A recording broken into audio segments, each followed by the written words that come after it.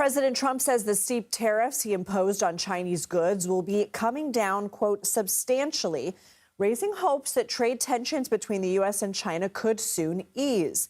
Several rounds of tariffs on Chinese imports add up to the current rate of 145%. China responded with retaliatory tariffs on U.S. exports totaling 125%. Today, the president expressed optimism about future talks to reach a U.S.-China trade deal.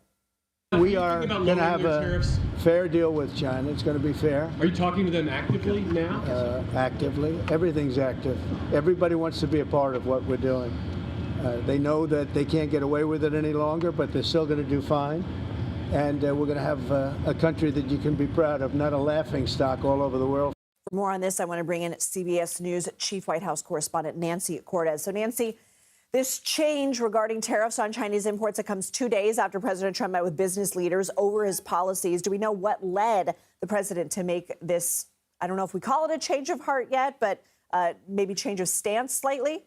Well, we know one thing that may have influenced him, Lindsay, and that is that he met here at the White House with the CEOs of Walmart and Target behind closed doors on Monday, and they delivered a pretty blunt warning. They said that his enormous tariffs on Chinese goods could lead in a matter of weeks to empty store shelves.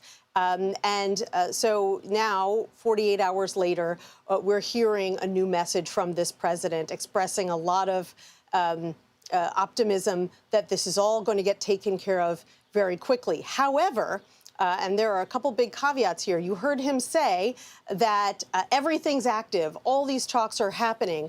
And yet his own Treasury Secretary just told reporters this morning that actually there are no talks underway yet, and that probably those talks wouldn't begin until the U.S. and China begin to de-escalate. So some pretty significant mixed messages from the top levels of this administration. And of course, you've got not just Wall Street, but Main Street watching this very closely because there are a lot of small and medium-sized business owners who have said that if this isn't taken care of quickly, they could go bankrupt, and in some cases, they've already begun to lay off staff. Elon Musk says the amount of time he spends on the Department of Government Efficiency, or DOGE, the task force, will drop significantly starting in May. What do we know led to that decision? Will the administration's efforts to slash government spending continue?